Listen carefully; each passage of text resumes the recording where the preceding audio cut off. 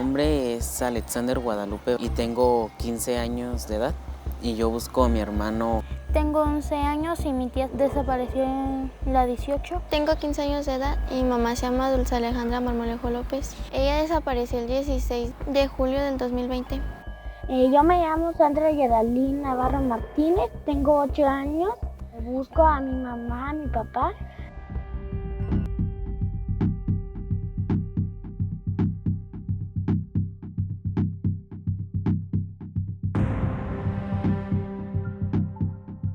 Y de ese momento pues ya tuve miedo.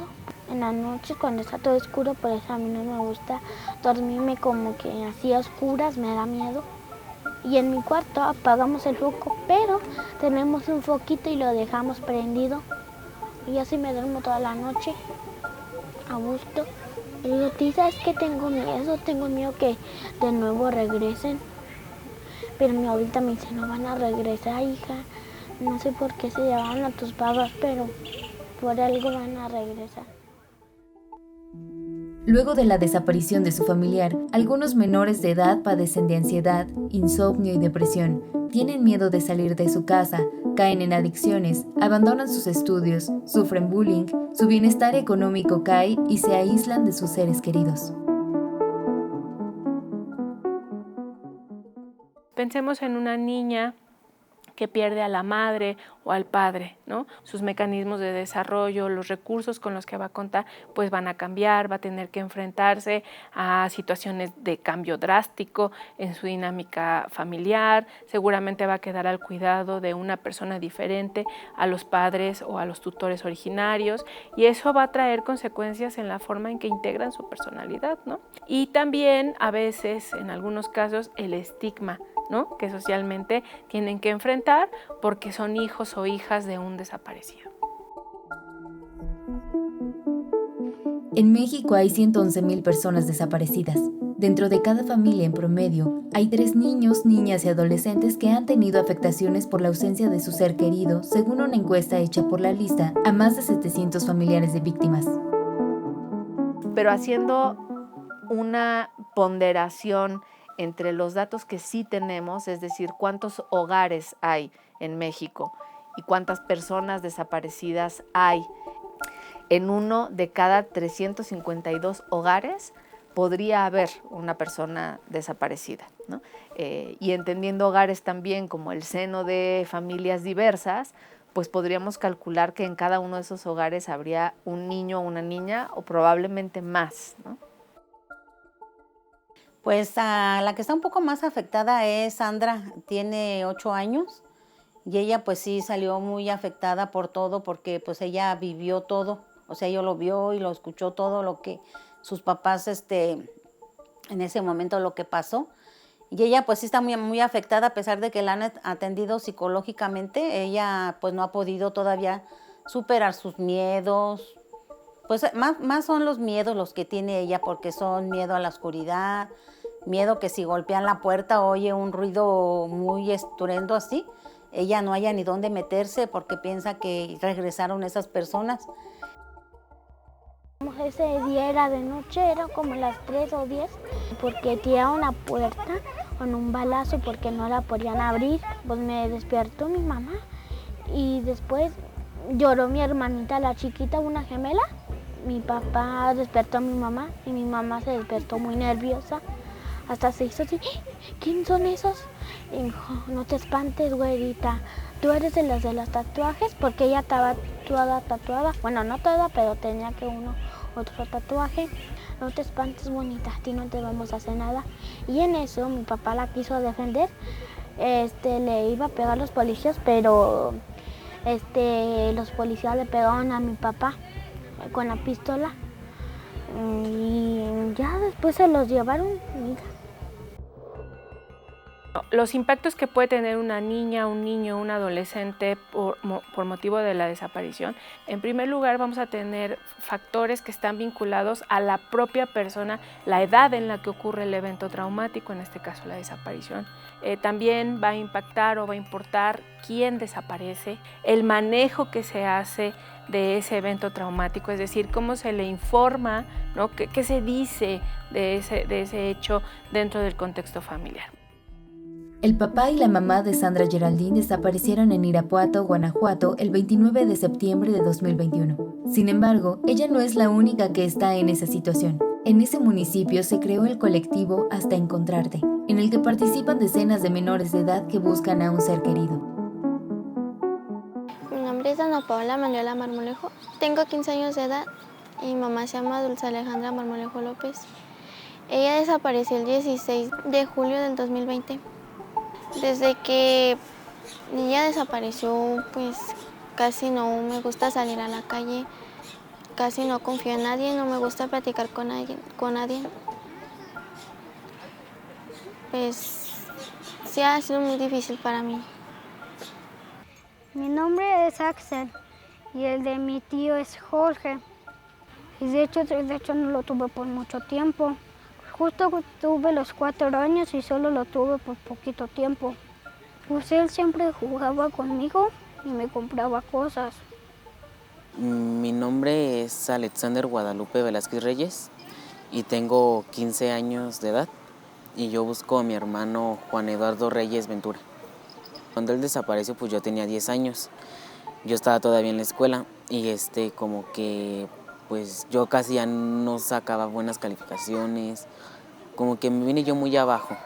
Inclusive también con familia, también se podría decir, también me afectó también, ya de que varias pues, personas que con las que yo me juntaba pues ya no se querían juntar o cosas así, porque después iba a pasar lo mismo, pero no. Fue con un amigo y con una vecina. Bueno, los dos casi me dijeron lo mismo. Me dijeron de que ya no se querían juntar conmigo, que porque después iba a pasar como que lo mismo, si él regresaba iba a pasar lo mismo y después si a él nos pasaba cuando estamos con él, pues también a ellos les iba a ocurrir. Especialistas en psicología y derechos de la niñez señalan que los menores de edad son un sector vulnerable ante la desaparición de personas. Tendemos a invisibilizar, tendemos a pensar que lo mejor para ellos, para ellas es no saber, no conocer, no escuchar, porque no van a poder lidiar con eso. Nos ha demostrado que estamos equivocados, ¿no? Y que en realidad pueden tomar acciones directas dentro de su propio núcleo. Hay niños, niñas y adolescentes que son buscadores, ¿no? Eso te habla justamente de cómo pueden adaptarse, cómo tienen capacidades resilientes para hacer frente a este tipo de eventos que a lo mejor en muchos casos muchos de nosotros no podríamos como hacer frente, ¿no? De la misma manera. Y cuando hablamos de el manejo de las desapariciones en los hogares, se van instalando y acrecentando tabús, pero se determina protegerles de algo que es un dolor inconmensurable, protegerles de una realidad que es sumamente difícil de explicar y en esa protección se les hace de lado, ¿no? En una protección amorosa y cuidadosa se les hace de lado.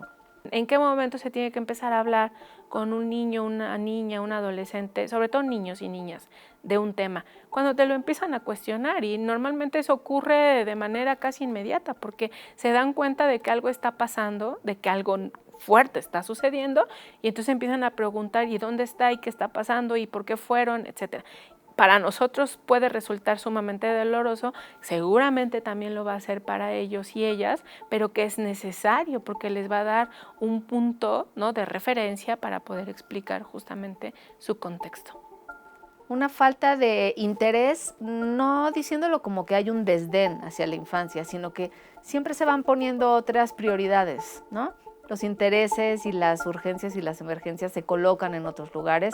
Ahora mismo estamos viviendo una crisis forense y una crisis de identificación forense que quizá ponen el límite, la capacidad y los recursos de las instituciones y es por eso que no se voltea a ver esta parte, ¿no? Hay algunas autoridades locales que, junto con la sociedad civil, brindan atención a los niños, las niñas y los adolescentes. En Irapuato existe el programa Creciendo con Valores del gobierno municipal y del colectivo Hasta Encontrarte, con el que ayudan a estos pequeños y pequeñas. ¿Cómo lo estoy superando yo de esa desaparición de mi hermano? Yo la fui superando por medio de este colectivo, que fue el que nos estuvo como que ayudando más, porque fue como que hay varias personas que te dicen, vamos a salir a buscarlo, pronto va a regresar. Y como que todo lo triste como que se va y como que yo me pongo feliz porque digo, ya va a regresar, el día de mañana ya va a estar con nosotros. Yo ahorita ya no tengo tanto miedo como antes. Ya cuando se va a veces la luz y así, o cuando está lloviendo o truenos, ya me calmo un poquito porque sé que están ahí mis hermanas y también se pueden espantar conmigo. De que entré al colectivo perdí casi, ya no tengo mucho miedo. A la vez sí cuando vamos a las marchas o así, pero tengo que perder ese miedo para poder acostumbrarme.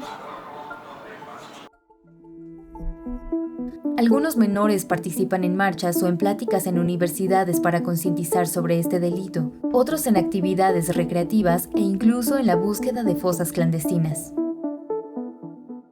Es importante que demos un cambio a la manera en que pensamos en las niñas, los niños y las adolescentes, ¿no? Puede parecer a veces tedioso decir las niñas, los niños, los adolescentes, pero hay que nombrarles, hay que visibilizarles, hay que escucharles y evidentemente considerar que sí, son personas pequeñas, pero son personas, ¿no? Con derechos, con capacidades, con necesidades y con inteligencia, ¿no?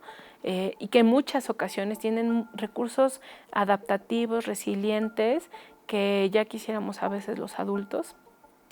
Yo creo que el hecho de que antes no viéramos a niñas y niños en las manifestaciones tenía que ver con que las familias en esta amorosa protección les dejaban al lado. Pero según se ha ampliado la posibilidad de pensar que esos espacios públicos también sean espacios para niñas y niños, eso le ha dado pistas a los colectivos que acompañan, a las organizaciones y a las propias familias. Eso les ha dado libertad de, digamos, hacerse un pasito atrás y decirle a niñas y niños, ustedes pueden avanzar un poco más. Y me parece muy claro que ellas y ellos están queriendo avanzar hacia esos espacios, ¿no? En Irapuato, los niños y las niñas de los desaparecidos acompañan la exigencia de justicia de los adultos. El mensaje que yo les quiero dar, y ojalá que sí lo vean, es que nos cuiden mucho. Pues que nos sigan ayudando a buscarla y nos sigan apoyando. Que me regresen a mi papá y a mi mamá porque me hacen mucha falta. Si alguna vez viéramos una marcha de todos los hijos e hijas, sobrinas, sobrinos de personas desaparecidas en este país, se nos caería la cara de vergüenza, ¿no? Y si escucháramos sus demandas y sus reflexiones, me parece que veríamos lo importante de también colocar esta como una de las circunstancias pues, de mayor emergencia nacional, ¿no? Tenemos un dicho que es el de los niños y las niñas son el futuro. No son el futuro, son el presente. Lo que pasa con ellos y ellas en este momento marcará el camino de lo que vamos a hacer como sociedad en las próximas décadas. Entonces es importante voltearles a ver y darles el lugar que por derecho les corresponde.